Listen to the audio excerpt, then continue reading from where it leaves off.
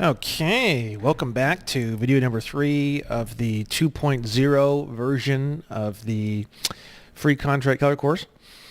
This one we're going to be talking about contracts. Shocking.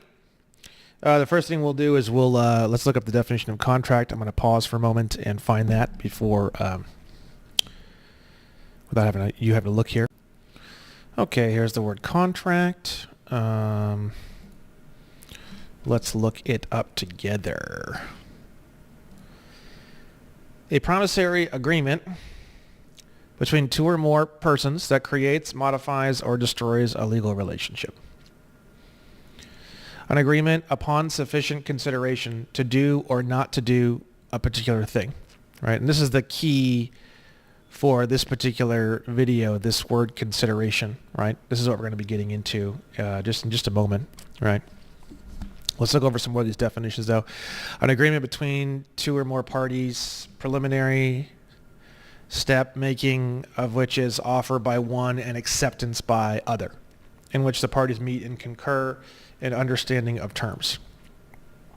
If they don't understand the terms, you could say, I don't have a contract, which we're going to get into. Most things in your life, you don't understand the terms. So most things in your life are not a contract. A deliberate engagement between competent parties upon a legal consideration to do or abstain from doing some act. An agreement creating obligation in which there must be competent parties, subject matter, legal consideration, mutuality of agreement, and mutuality of obligation. Right? We should probably look that up too. Obligation. Let me add that to the list. Obligation. And so let's actually go, I'm going to pause the video. Let's actually go and look at some of these words. Contract is going to be 470, page 470. So I'm going to pause you for a second, and we're going to head over to, I'm going to take a look and see where we're going to head up to next here. Okay, I'm back. We have obligation right here. A generic word derived from obligatio, having many, wide, and various meanings. That which a person is bound to do or forbear, any duty imposed by law, promise, contract, relations of society, courtesy, kindness. Duty imposed by law or duty binding parties to perform their agreement. An undertaking to perform. I like that. That's good. That's my favorite one so far. An undertaking to perform. Right? That which constitutes a legal or moral duty and which renders a person liable to coercion and punishment for neglecting it. That's interesting. So it's like a duty that has consequences if you don't do it. I mean, most things do. I mean, if you screw around with somebody, you don't need,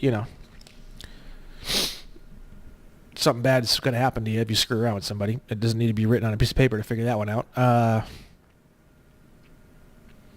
Okay.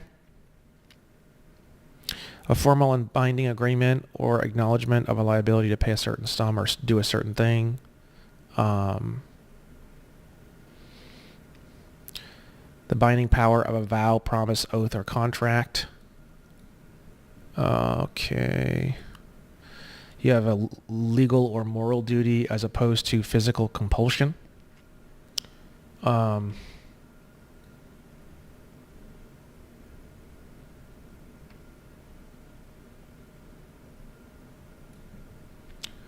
Again, I'm not going to go too crazy. There's a lot here. We can keep going, but you should look up a lot of these words that I'm going over in this course with you are pretty important. So we have obligation there, and then we have one of the things I often do too, because of my religious teachings as a Scientologist, I often look up the derivation, right? And we're going to get into that here anyways in this video. Obligation. So we have the word here, and then we can study it. A binding pledge, the background of the word, obligation, duty, responsibility, a binding, interesting, to bind, bind up, bandage, put under obligation, oblige. Interesting. That which one is bound or obliged to do, especially by moral or legal claims. Let's see here. To bind by oath is oblige. Put under moral or legal obligation. Devote. Engage one's faith, commit oneself, or pledge oneself. To bind up, bandage, put under obligation, right?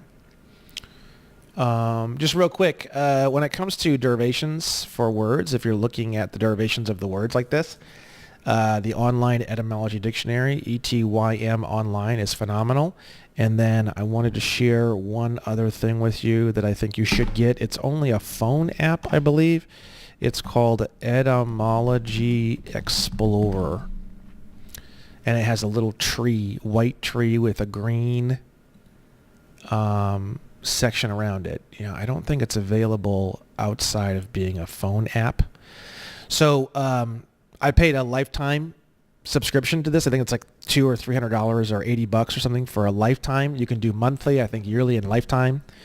I was so blown away by it. I wanted to support the designer, and I did lifetime. So it breaks the words down into all these different etymology trees. You can see the meanings. You can click on individual aspects of the meanings, and you can break it down even farther. This is what it looks like, the full detail page for each individual page, and usage notes. You can click on to hear the sound of it as well, but it's mainly involving the historical aspects of the word. You can see Family Explorer. You can see it breaks down hidden and shocking bridges between words and sections of words. And yeah, it's just really badass. I don't use it a ton personally, but I think it's an excellent resource that you should definitely be using. And I think that the online etymology dictionary is amazing. I've been using this every day of my life since probably 2010 or 11. Literally, I think like every day of my life I've used this online etymology dictionary. It's just one guy who's built all this. If you go to Who Did This, you can see here this dude writes about his past and stuff or whatever, and it's just the best. This dude's the best. So supporting him is super cool, and these are great resources. You should have this on your phone, and you should have this easily accessed. There's an app for the online etymology dictionary too, but it's just the website. It's just a cool little app that just takes you to the website. So you can use that if you want. So we looked up obligation. Now we're going to look up value. We need to figure out. Actually, we're going to look up consideration. So it's 454. We saw that word under contract. We're going to look that up, right? Consideration, a technical term. Let's see. No. The inducement to a contract, the cause, motive, price, or impelling influence, which induces a contracting party to enter into a contract. A reason or material cause of a contract, right? Consideration is not to be confounded with motive. Consideration means something which is of value in the eye of the law, moving from the plaintiff, which is the person who's suing somebody else, the initial suing person, right? The offensive person, the person attacking the other person, either of benefit to the plaintiff or of detriment to the defendant. So again, this is a really good definition. Consideration is not to be confounded with motive. Consideration means something which is of value in the eyes of the law, moving from the plaintiff, either of benefit to the plaintiff or of detriment to the defendant. Oh, I like that. Oh boy, I like that. Let's take a look here. Consideration. We have just a noun. Okay, good. Let's take a look.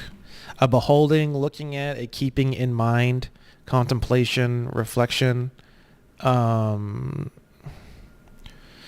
see. Consider, taking into account, act of paying attention to, examination, thoughtful or sympathetic regard, that of which should be considered. Something given in payment. Excellent.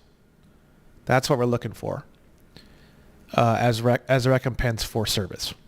That's the one that we were looking for. Something given in payment. Now, mind you, we're going to get into this more as we go forward, but the definition of the word payment, people typically think that means to give Federal Reserve notes. That's you'll learn later on when we get into all the financials and stuff. Payment, we should actually just get into that now. It's just such an important word. Let me pause the video for 1 second. Okay, good. So we're going to look at payment now. Payment, the fulfillment of a promise or the performance of an agreement. It's got nothing to do with Federal Reserve notes, bro. I fucking hate that shit. It's got nothing to do with Federal Reserve notes. Make your payment here. Oh, that means I type in a credit card or send those green paper things from my wallet. No. You will learn a lot more of that later in the course, but please begin to break your mind from these horrible fixed ideas that are just terrible. Payment, a discharge of an obligation or debt, but this is really the ultimate simplicity, a fulfillment of a promise or the performance of an agreement, the performance of a duty, promise, or obligation, discharge of a debt or liability by the delivery of money or other value by a debtor to a creditor where the money or other valuable thing is tendered and accepted as extinguishing debt or obligation, right? Also the money or so it's more than just money. Payment means to perform or to complete some kind of obligation or whatever, right? And that's kind of the whole point. I wanted to show you that because you're going to need that definition when we get into the financials. It's going to be really important, okay? When we get into the infinite money stuff later in the course, okay? So let's get back into this. So we went over payment. Where was payment at? I think it was right. Consideration not to be confounded with motive. It's something which is of value in the eye of the law, moving from the plaintiff, either of benefit to the plaintiff or in detriment to the defendant. Let's go look at value really quick. We're going over this because these terms we're looking at are the basis of all contracts, and contracts are the basis of everything. If you don't understand these terms and you don't understand contracts, you can't have any success in the law at all. You will just die, okay? Value. The utility of an object in satisfying... Oops, what do we got here? Oh, I typed on the numpad again, I think. Damn it.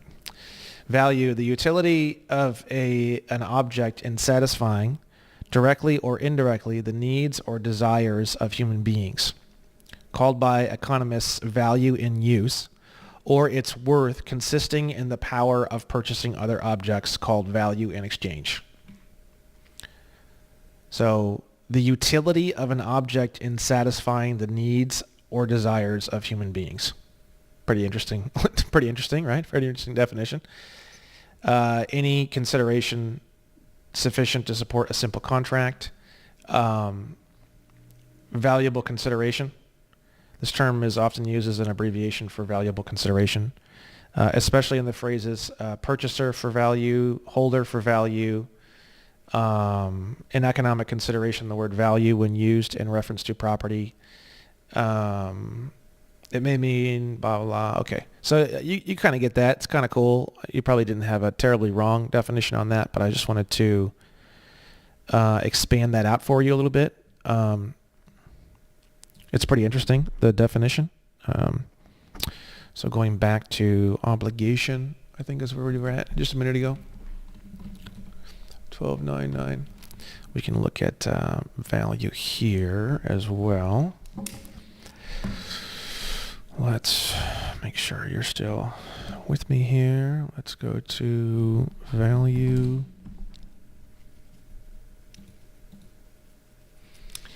Price equal to the intrinsic worth of a thing. Degree to which something is useful or estimable. Worth, price, moral worth. Let's see here. Okay, fine. Value. So let's go back to Obligation. Obligation, right? What do we have here? Where were we on this? We were down here. Let's see. Written promise to pay money or do a specific thing. A formal and binding agreement or an acknowledgement of a liability to pay a certain sum or do a certain thing. So you get into an obligation and then you make a payment on that obligation. If you make an obligation to move a box across the house, by going and moving the box across the house, that's a payment. You are performing on a duty, obligation, or contract. You really have to disconnect your mind when it comes to the word payment. You have to disconnect your mind from this Federal Reserve note bullshit. Trust me. When we get into the financials, otherwise you're not going to have fun. Okay. So, what holds together a contract? It's value and consideration, right? So if we go back to consideration,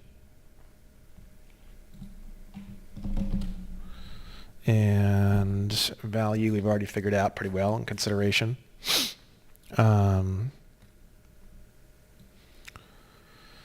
Let's see here. Any benefit conferred or agreed to be conferred upon the promisor by any other person to which the promisor is not lawfully entitled, or any prejudice suffered or agreed to be suffered by such person other than such as he is at the time, blah, blah. Anyways, it's getting a little bit complicated. So something that moves from the one party to the other, or something that is agreed to be moved, right? A benefit to the promisor or a loss to the promisee, right? This is the most important part. I wanted to show you this. This is key. This is so key, right? But nothing is consideration that is not regarded as such by both parties. This is like massive. This is like the biggest thing ever, right? And the reason why I'm showing you this is because we're going to get into how do you change all these contracts and do all these things, and what right do you have, right? Because you're going to go in and you're going to start changing all these contracts. People are going to tell you can't do certain things. Yeah, it's all bullshit. So the two things that hold together a contract, as you saw even in the definition of a contract, if we go back, right? Let's see here. 470 was contract, right? Let's go down, down, down, down. Was it 470? I'll pause it if it's not here. There it is. An agreement upon sufficient consideration to do or not do a particular thing. And then consideration. Things are only consideration if both parties agree they're consideration. If they're not in agreement about it being consideration, it isn't consideration. That's the most important thing in the world for you to learn. Okay, so without consideration, if, like for example, a driver's license, you think a driver's license allows you to drive. It doesn't. It's got nothing to do with that at all. And we're going to get into that later in the course. When you actually realize that the driver's license is not giving you anything of value or consideration, and actually, in fact, it's just a type of enfranchisement that gets you to sign over stating that you're a U.S. citizen, and then they just give you this teeny little right to basically operate a vehicle on the highways to transport property and people for compensation. It's basically a job. It's the right to be a chauffeur. That's basically what a driver's license is. Once you realize that, you can say, well, wait a second, we don't have a contract because I don't consider anything that you guys are doing consideration. Right? It's very simple, right? Right now, a lot of you guys think that Federal Reserve notes are consideration and driver's licenses are consideration, and these are all consideration. And you think that being a U.S. citizen is consideration, and then what you're learning is you're learning that none of these things are consideration at all. And once you realize that these things are not consideration, and once you communicate that these things are not consideration, then boom, the contract literally just disappears, because the glue or the spinal cord that holds together the whole contract is the consideration, the idea that you are being benefited. Benefits are completely subjective. I mean, if we look up the word benefit, which we can do, I'm going to pause the video. Okay, I'm back. We're going to look at benefit here. Advantage, profit, fruit, privilege, advantage, right? If you're a U.S. citizen, a driver's license can be a benefit. If you're a non-citizen national of the United States, driver's license would have absolutely no benefit for you, right? So advantage or profit, gain, interest in contracts. When it is said that a valuable consideration for a promise may consist of a benefit to the promisor, benefit means that the promisor has, in return for his promise, acquired some legal right to which he would not otherwise have been entitled. So a driver's license, because you are a U.S. citizen and because you're in the District of Columbia, you don't have the right to transport people and property for compensation. You don't have the right to work as a chauffeur. That's what the word driver means from Title 49. We're going to get getting into that later. I'm not going to get into all that right now. Okay. So you've acquired a legal right to which you wouldn't have otherwise because you've labeled yourself a U.S. citizen, right? A non-citizen national of the United States has all of those rights and doesn't need any sort of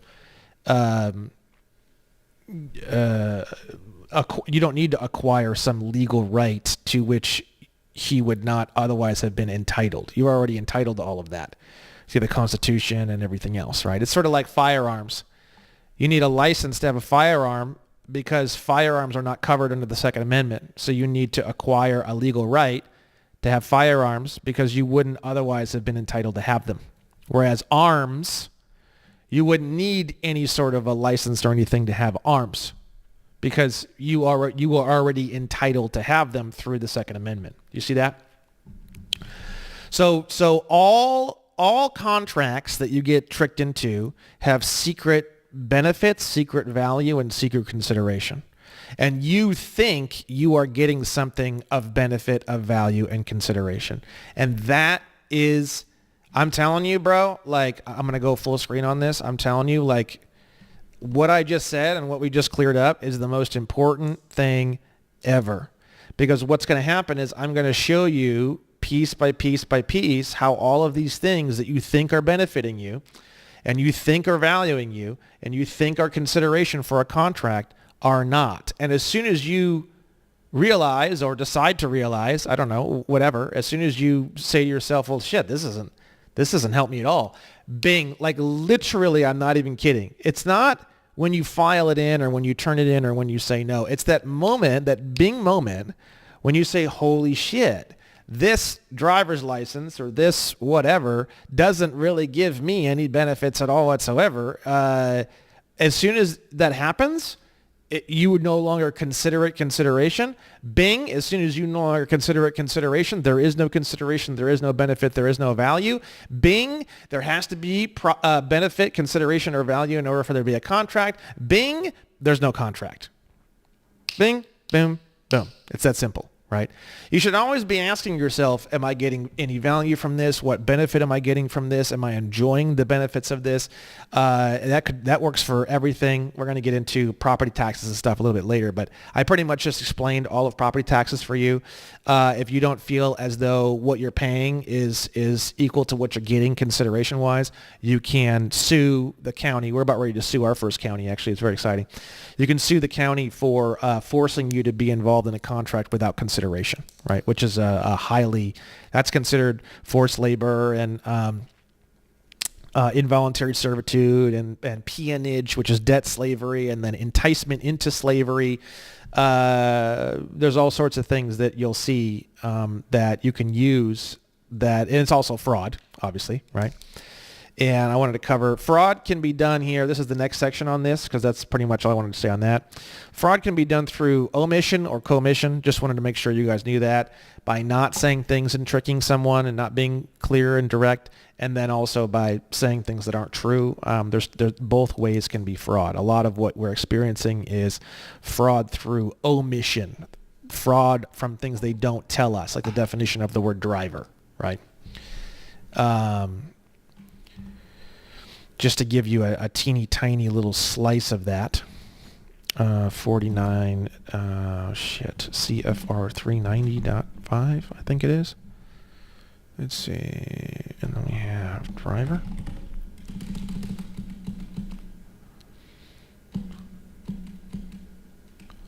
Where is it? There it is. Driver means any person who operates any commercial motor vehicle. The term motor vehicle means it's commercial, right? California definition of automobile. We have here vehicle definitions straight from the California DMV website. You have an automobile as a passenger vehicle that does not transport persons for hire. This includes station wagons, sedans, vans, and sport utility vehicles. A commercial vehicle is a vehicle which is used or maintained for the transportation of persons for hire, compensation, or profit, or designed, used, or maintained primarily for the transportation of property, right? So you think you were given a license just to cruise around in a car. That's not what you were given at all. And when you realize that this is what you were given, suddenly you say to yourself, well, I don't do that. I don't need to do that. So what the fuck? How does this benefit me? You see that? Boom, bingo. Once you start asking these kind of questions, well, how does this benefit me? What exactly? You want to be an astute purchaser, an astute consumer. You go in there and you want to buy a car and you're asking all these questions and how is this the best car for me and all this kind of thing. If you do that with all your contracts, including all these bullshit contracts, it's very effective because they can't put you into any contract unless you consider it to have consideration inside of it, right? That includes driver's licenses, that includes Social Security, that includes federal income tax, state tax, sales tax. The list goes on and on and on and on and on. Property taxes, you can sue the county. Very, very fun. We're going to have a lot of fun doing that here pretty soon. I'll probably have this course done before we get into that litigation. So that'll probably be something that you'll want to be signed up for my email list in order to get notifications on that when that finally goes through. Okay. Next thing I wanted to cover here is unlawful conversion. I believe unlawful conversion. That's like if someone takes your property, like stealing, I guess. I don't know why that's here, but anyways, there you go. Unlawful conversion is stealing. I forget why I put that here. Unjust compensation, one-sided contracts, right? So there has to be adequate consideration. Let me find that for you. I'm going to pause this for a moment. So this gets into the better idea of consideration. You have consideration, and then you have adequate consideration, one which is equal or reasonably proportioned to the value of that for which it is given. One which is not so disproportionate as to shock our sense of that morality and fair dealing, which should always characterize transactions between man and man. Fair and reasonable under circumstances. Reasonably just and equitable. Right? Let me see here. Adequate compensation. No. Adequate just by itself, just the word. So we got, So adequate consideration, right? If it's not adequate consideration, what we have is we have what's called, I believe, an adhesion contract, right? It is a binding agreement between two parties where one party has more bargaining power than the other. The power with more power drafts the contract and presents it to the other party on a take it or leave it basis without the opportunity for negotiation, right? Let me pause this for a minute and see if I can find this somewhere else. So I couldn't find that, but I have here unilateral contract is a contract that only benefits one side, right? It's not really a contract as per the definition, right? Everyone has the infinite ability to contract, which is just sort of like it's all through the Constitution. It's all through like everything. So you can kind of like contract yourself into a unilateral contract that they're just not enforceable. So they're like, oh, we're going to sue you if you don't blah, blah, blah. And you're like, dude, like, no, it's not going to go anywhere in court. A unilateral contract, like a driver's license or whatever, or these other things, it's not, once you realize it's not consideration, it's just a unilateral contract. It only benefits them. And you can just get rid of it and fight them and sue them. And there's no chance that they can win. The 13th Amendment made, forced labor and involuntary servitude and all this kind of stuff illegal. So it's just like, are you forcing me to serve you in a unilateral contract? Oh, no. They freak out because they know that's like ultra fucked and illegal. This is how you get out of like everything. Like I could go through like every single individual contract like I did in the 1.0 course. But with the 2.0, I'm doing it totally differently. And the reason why is because when you guys really understand these words and you guys understand how this works, adequate consideration, value, obligation, payment, contract, and you understand how, an adhesion and a unilateral contracts work and that kind of thing, what you could do at that point is I'm going to show you an example here where you can write. So in the 1.0 course, we had something called a conditional acceptance. And I don't really use those anymore because it's more of like a defensive thing. They're forcing something on you, and then you say, oh, I accept that under the following conditions, and you make the conditions nearly impossible. It's not the worst thing in the world, right? But what's even better than that, in my opinion, because a lot of it, the whole point of this course is not to be a good defensive player. The point of this course is to turn you into an offensive maniac where you're just going after everybody. The DMV, the IRS, you don't give a shit. You're just kicking in doors. That's kind of the whole point of this course. That's kind of where I'm trying to get everybody to. That's what we need to fix this country, not a defensive boohoo trying to get shit dismissed attitude. That's pathetic. That's what we have now. It's not working. So what we need is kicking indoors, going fucking berserk, in a good, healthy way of like actually fixing the issues of the country, not just to be a maniac for no reason. Okay, so the better term is this term novation, right? A novation just means a change in a contract. So when you're on Facebook or something like that, and it says if you continue to use Facebook, you agree to our new terms and conditions. That is a novation. Now you think to yourself, I can't do a novation with them. You can do a novation on absolutely anything you want, literally anytime you want.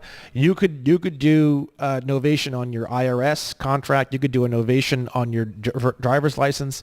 You could do a novation with the state in terms of corporate whatever. You could do a novation on literally any private or governmental or any other contract anytime you want. You could do 6 of them a day if you wanted to.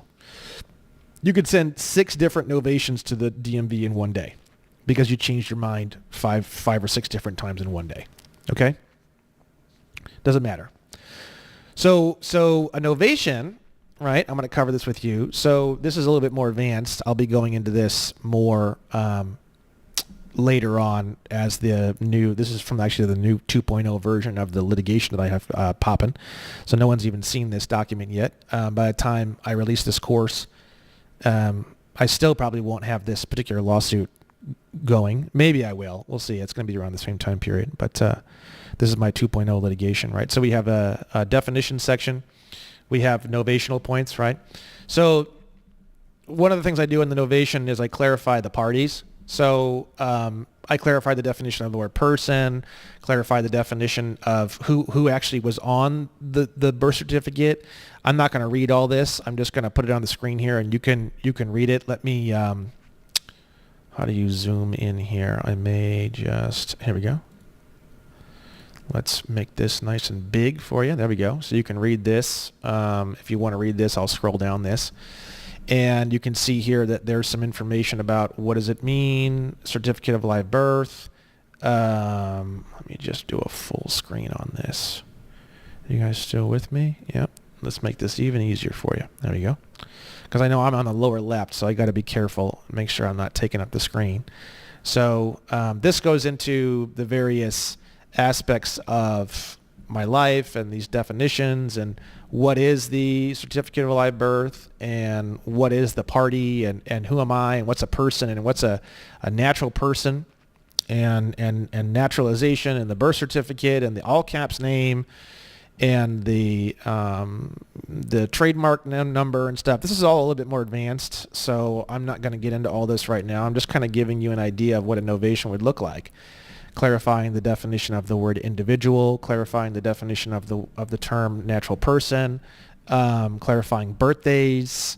This is all part of the novational process where you can go in and you can change and clarify literally anything, right?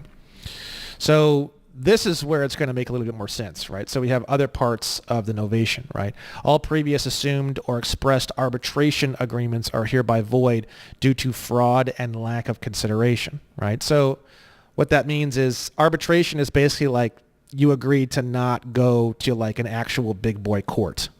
And you don't have discovery in arbitration, and you don't have access to a jury in arbitration. And oftentimes arbitration is like retired judges that are actually on the payroll of the company of which does the arbitration. Arbitration is literally bullshit, by the way. Don't ever. There are some people who get wins in arbitration. I'll be the first one to tell you. There are plenty of people who actually get some things done in arbitration. So if you are in arbitration now and you're a bit stuck, then it's okay. Don't feel hopeless about it. But you want to do everything under the sun, moon, and stars to kill the absolute fuck out of any possibility of going to arbitration. Arbitration is trash, okay? No parties are any longer eligible for any arbitration activities, and discovery, right to a jury trial, and all other rights of due process are hereby retained explicitly by all parties. That's the first point of novation, right? People are like, oh, I signed an arbitration agreement. Nothing that a novation can't fix. You no longer consider that an arbitration agreement is consideration? Boom. But let them know. If they don't know, that's not really going to work too well, right? You have to let them know. You have to actually send these things, right? Without prejudice, which is something we're going to get into on the next video, I think. It's a way that when you sign your name, you write without prejudice, and it's the same thing as saying, I reserve all of my rights. It's the same thing, okay? So I reserve all of my rights, and the reserving of all rights is hereby activated for both the all caps ens legis as well as myself. All rights are reserved at all times. This is getting into some financial stuff. This is the infinite money stuff. I'm not going to get into this now. So please do not try to understand this right now. I will be getting this in great detail later. That's infinite money. This is really fascinating. I haven't even tested this yet. This is just a little idea I had. So Title 18 is like for criminal statutes, right? And you can't use criminal statutes as what they call a private individual. They say no private right to action. I already had a bunch of problems with this in the courts, right? I had no clue this was part of the problem, right? So what I did was I created a novation, and it adds all the Title 18 crimes, which normally don't have a private right of action in litigation, are hereby entered into this novation as a contractual aspect of our private agreements, meaning that all of these codes are now enforceable in a civil court as a private part of our contractual obligations. And these codes are now active to being causes of action in civil court, right? So this is like the craziest shit ever. This is actually Joey Kimbrough, my right-hand man, the guy you're going to see in Williams & Williams law firm, and then also in some of the later videos about litigation. Brilliant man. This was actually his idea. So we're just about ready to start testing this out. It's going to be super fucking hilarious. I can't wait to see how they handle this. Anything that was previously pledged as collateral on any accounts or loans above and beyond the original promissory note is hereby released and is no longer attached as collateral. We're going to get into how all that works later in the infinite money. It's really not that complicated, but right now it's not something I'm going to get into. More stuff on infinite money here. And naming them as the fiduciary, right? They think they're not the fiduciary, but when you swap some things around, they do become the fiduciary, which is what I'm trying to figure out right now with a lot of my litigation. Your fiduciary duty is to ensure the clean, direct, and honest. So basically, like the original promissory notes and stuff that you sign on your mortgages and your cars and stuff, they take it to what's called the Federal Reserve discount window, and they swap it for Federal Reserve notes, which I'm going to teach that later, not now. That's all the infinite money stuff, right? So the fiduciary, I'm clarifying that their fiduciary duties are to get that done in a certain way that they normally don't do it, basically, right? So I'm not trying to get all crazy with this, but I'm just showing you. And then here we go. Here's a value and consideration. clarification section. To be clear, all lending was never is not consideration because there is no lending going on, but facilitating Federal Reserve services, the discount window.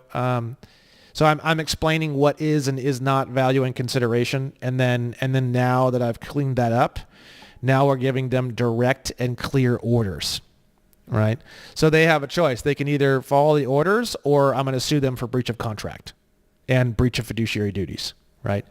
So that's kind of like, this is my new 2.0 way that I'm doing this. I wasn't doing this for the first 4 cases. I haven't filed these cases yet. I'm doing a lot of sending them letters and building up things, and they're sending me letters, and I'm building up all the evidence. So this is kind of like the new way that I am doing these 2.0 litigation situations.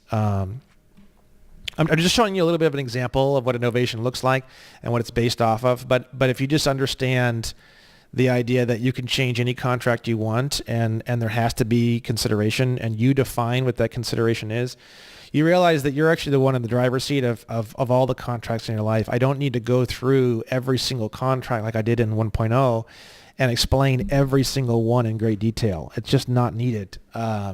What is the consideration? What do you consider the consideration? I can't define what you consider valuable. If we go back to the definition of the word value, where was that at? That was 1797.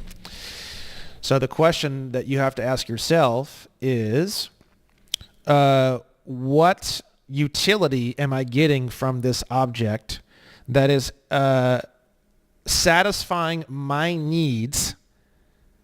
That's it. If you're not feeling as though there is utility in you in your relationship with your county, the person that you pay. So the way that the counties work is you pay property taxes, and in exchange you get fire and police, and you get when you have to pull permits and stuff, like, they consider that as though they're helping you. They're helping you to build a decent pole barn by making sure that the poles and stuff are certain length down in the ground, right? They're helping you by making sure you don't dig up an electrical line, right? So you have to be very, very, very clear about what do you consider to be value and what do you consider to be consideration in all of these various contracts, right? They're not going to have any clue what the hell you're doing. That's why near the end of this course, we're going to be getting into litigation, because you're going to clarify all this and send all this in, and they're just going to be like, what is this? And they have no idea. They don't have any clue about how any of this works. They have no idea about anything. And you're going to kick their door in and drag them into a courtroom and bash their skull in, right? It's going to be awesome. It's the greatest thing ever. Okay. So that's the whole point of this course. We're going to go through all the different aspects, and then we're going to teach you how to do that at the end. I'm going to teach you how to do that at the end. Okay. And Joey as well will be there as well, helping you. Okay. So conditional acceptance is cool, but I don't really use it anymore. Novation is pretty much, but I'm never on the defense. Bro, people I sue won't even counter sue me in the lawsuit, which is literally free. No one will sue me. Like, I want people to sue me. Like, I literally ask them to sue me, and they will not sue me. Like, I'm not kidding. So I have no choice, but I'm completely on the offensive. I've got 13 cases that I'm working on. I'm just like, no one will play with me, literally. So novations are good, because when you're on the offensive and you're trying to like clean all this up and you don't have anybody coming after you, novation is what you're going to be using, not a conditional acceptance, right? So just to be clear about that. And you can look at some of my old videos and stuff about conditional acceptances if you want, but I'm telling you, this information here I'm giving you right now, I'm telling you, is 1,000 times better than any of the stuff I did before. It's just the way it is. I've been studying every day nonstop for 2 years. Okay. As you're starting to learn in this course, words and the definitions of words is the most important thing by far. You should be looking up words constantly. Money does not mean what you think it means. Driver does not mean what you think it means. Motor vehicle does not mean what you think it means. Contract does not mean what you think it means. Value does not mean what you think it means. Consideration does not mean what you think it means. United States does not mean what you think it means. Citizen does not mean, as you can see from this course, Nothing means what you think it means. And that's the issue. You are living in a delusional nightmare. And that delusional nightmare is made up of incorrect definitions of words. Okay, so that's kind of the whole point of this. I had a whole video on the 1.0 course where I went into that and just kept talking about it for like an hour and a half, and there's no point. That's all that you need to hear. Another thing when it comes to contracts, I'll show you a couple things here. So Article 1, Section 10 of the Constitution. Article 1, Section 10.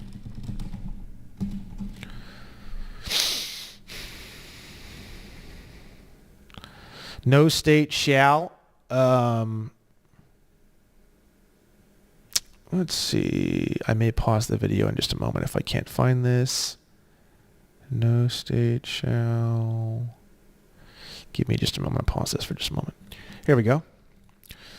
So Article 1, Section 10, Clause 1, it's known as the contract clause, okay? No state shall pass any law impairing the obligation of contracts, right? This is also another really powerful thing that we're looking at here. You have the infinite ability to contract or not contract as you see fit. And there's a lot of things that have kind of fallen away, obviously, in the courtroom, such as cars and traveling. That's one of the worst ones. You really got to fight for those ones. The Second Amendment, sometimes you got to fight for those ones. There's certain ones that they've sort of we've allowed them to have way too much power over. Contracts and the infinite right to contract and the infinite ability to contract is still very, very much intact in the court system. They still take this very, very seriously, even to this day. So you got to realize there's a lot of power here. There's a lot of ability to do anything you want here. It's very, very amazing learning more about it. No state shall pass any law impairing the obligation of contracts. And then you see that very, very seriously taken in the United States Code at 15 U.S.C. 1. Every contract, combination in the form of trust or otherwise. So a trust is a contract. And we're going to be getting into that in the next video. We're going to be getting into trusts, right? Trusts are very, very simple. It's a contract for a trustee to take care of an asset on behalf of beneficiaries. That's it. And I know in the last course, 1.0, I didn't really say much about it because I didn't really understand it at all. And it's just taken me a long time to understand it, which is so funny because when I finally understood it, I was like, this is so stupid simple. It's so dumb. Like, why is this so hard for me to understand? But I'll explain all that in the next video, right? So a trust is a kind of contract. So when you see there, when it says every contract, trust or otherwise, you could just kind of remove that, but they're just saying that to be cool, right? But a trust is a contract, so you can just say every contract in restraint of trade or commerce among the several states or with foreign nations is declared to be illegal. Every person who shall make any contract or engage in any combination or conspiracy hereby declared to be illegal shall be deemed guilty of a felony, and on conviction thereof shall be punished by fine not exceeding $100 million if a corporation, or if any other person, 1 million, or by imprisonment not to exceed 10 fucking years in prison. So this is taken very, very seriously. And as you can see, just to kind of get you used to looking at it, you can see here, if this first number is an 18, those are the ones that is Title 18. You don't have private right of action on those. You would need to go to your local DA or your local prosecutor to try to get them to get an indictment signed, and they would need to be the one to pick it up. Since this one's not in Title 18, you can use this one as a private right of action. I'm pretty sure, I'm like 99% sure you can use this one in a private right of action. We're going to be using this one for the first time, I think, in one of the cases here pretty soon. But anyways, let's say, for example, you have a business license and they're like shutting down your business because you didn't renew your business license.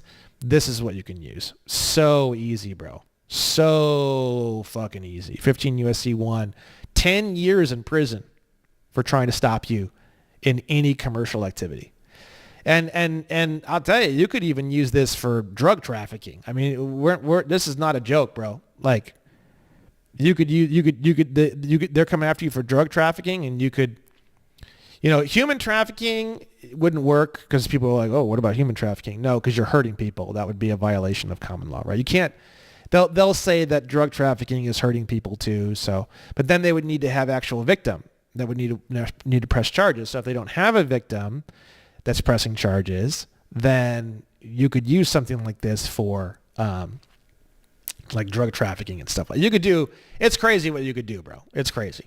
I mean, there is no way anyone can stop you from doing any sort of exchange or contracting or doing anything you want the way that you want it. The problem that you have and the problem that we're trying to address in this course is you don't understand how a contract is put together, and you don't understand how to kill or have or change or adjust or get enforcement on your ideas of what is consideration and what's not, and the fact that you have been wronged. And how do you even know that? How do you even know you've been wronged? Well, anyone stopping you from literally anything contractually or commercially, 15 U.S.C. 1, if they're a corporation, 100 million smackaronis. It's a lot. It's a lot. I've never personally seen any financial penalty anywhere that is larger than 15 U.S.C. 1. It's the largest financial penalty of literally anything I've ever seen. And this just goes to show you that they take this very, very seriously still, even to this day. It's very serious. It's very, very, very, very serious, right? And that's why the whole tickets are all just commercial citations on the side of the road. It's all just a commercial thing. They're just creating these commercial little pieces of paper, and everything's commercial in the stock market and all this craziness, and you're going to learn more and more and more of that as we go forward. But it's all commercial, and that's why it's so free. That's why they turned everything into a commercial system, is because the freedom in commerce is taken very seriously. So it's something that you should be aware of, right? Let's see here. Yeah, Article 1, that, and then there's some shocking words that I wanted to show you the derivation of that are very interesting. The definition, a couple things. The definition of the word word. Definition of the word. A single, distinct, meaningful element of speech or writing used with others, or sometimes alone, to form a sentence, and typically with a space on either side, written or printed, right?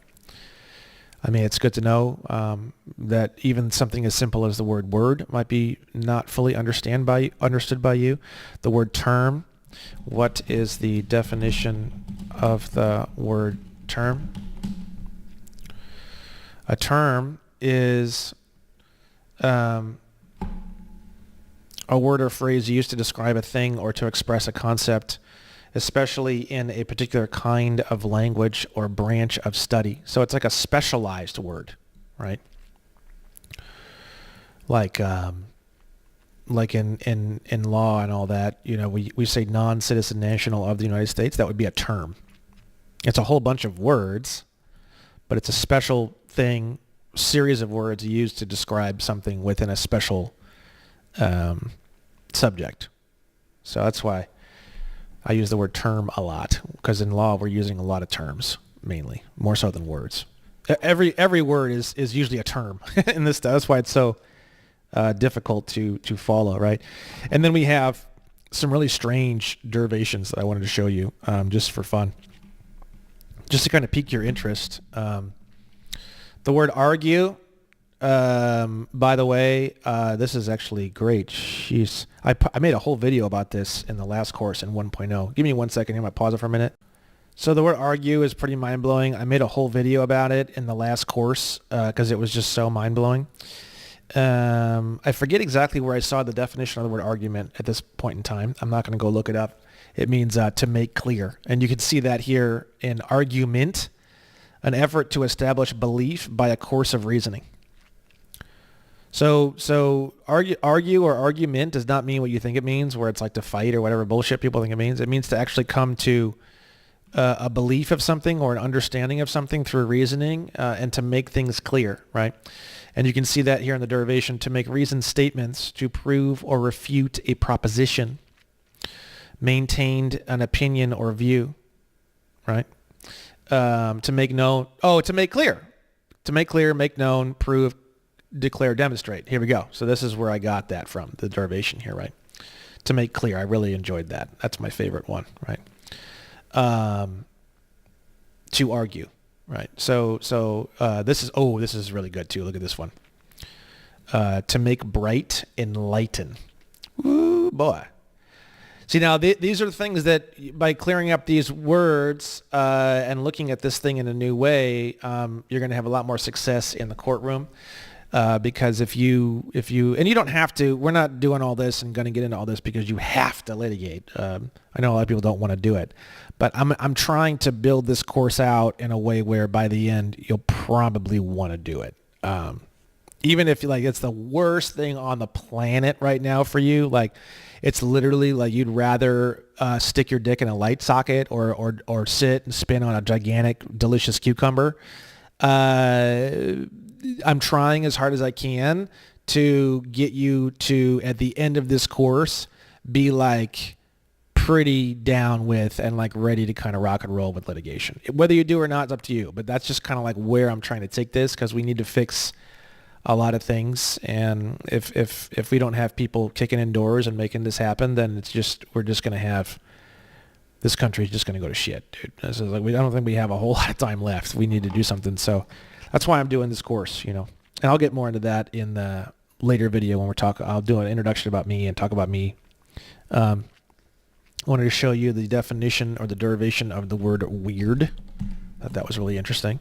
And this is just to give you an understanding that you really don't understand the definition of like literally any word in your whole life.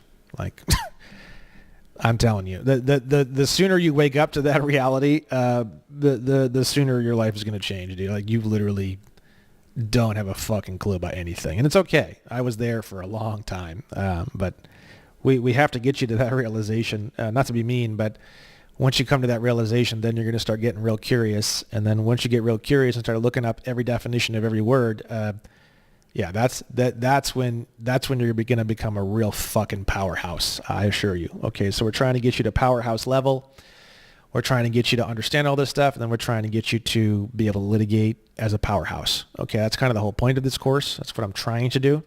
Okay, so weird.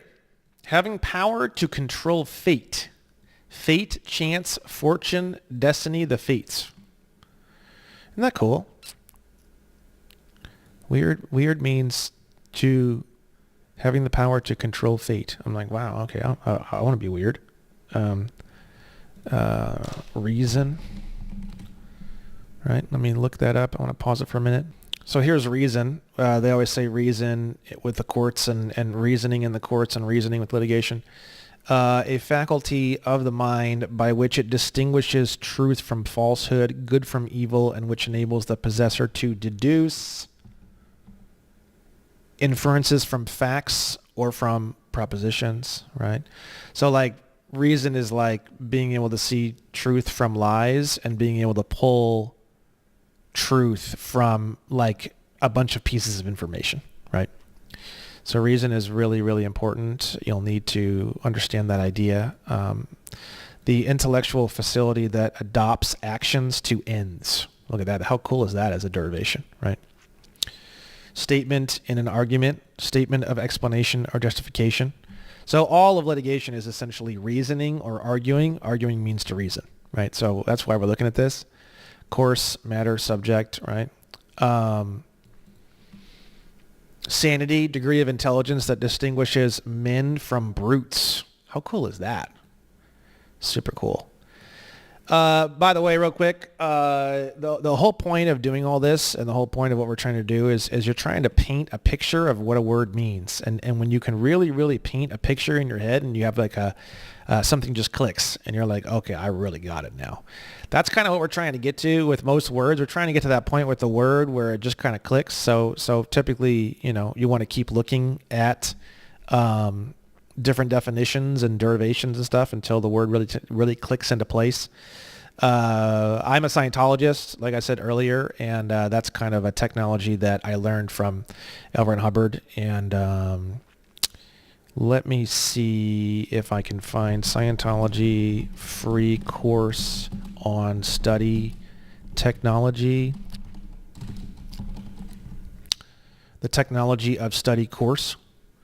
If you want to learn more about the technology of study that I've used for many, many years and that I use on, and basically without this, I wouldn't be able to do anything that I am doing with law at all. It's a free course and you can start it here. It says it takes about 6 or 7 hours to do the course. I think it's free. If not here, I'm sure it's free somewhere else. Let me see. Start now. I think it's free.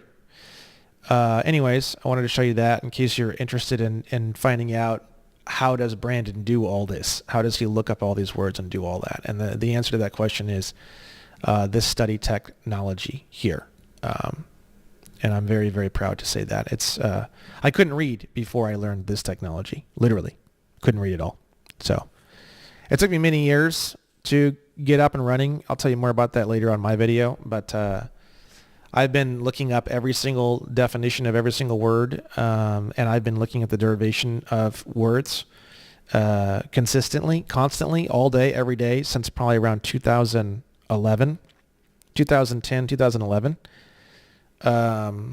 So that's why this whole legal thing is so easy. I've been doing this for quite some time, professionally, I guess you could say. So reason, right, has some really interesting stuff here to be said, right? And we have nice. I wanted to show you guys this one. It's really funny. Nice. It means foolish, ignorant, frivolous, senseless.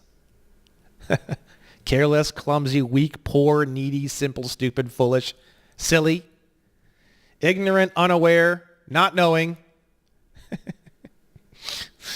I love this. Timid, faint-hearted, fussy, fastidious, dainty, delicate. And then all of a sudden, it became precise, careful, right? But most of the time throughout all of history, nice means you're a dumb fuck, basically, right? Which I find pretty funny. Family. Look at this one. Servants of a household. Family servants.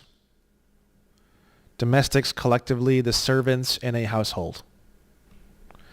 That was pretty interesting. Servants, right? Servant, slave. It's pretty wild, huh? I thought that was kind of crazy. I wanted to show you guys that. And idiot, right? Idiot. This is fascinating, especially for what we're learning in this course.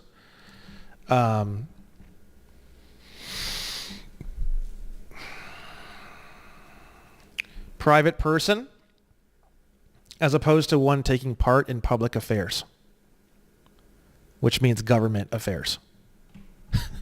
The word idiot means non-government worker, non-citizen. It meant that quite a long time ago, it looks like. When was it? 12th century? Kind of interesting, right? They turned it into something bad. Interesting, huh? The idea of defining a word, by the way. I wanted to go over that with you as the last thing here, it looks like. Defining a word, the reason why words make you feel confused is because they're limitless. They don't have any limits, right? So the entire point of defining a word is to bring it down and to clarify the boundaries of the meaning of the word. It's to basically build walls around the word so that you can understand the boundaries of it and the boundaries of its meaning and usage. That's the whole point of the idea of defining anything, right? What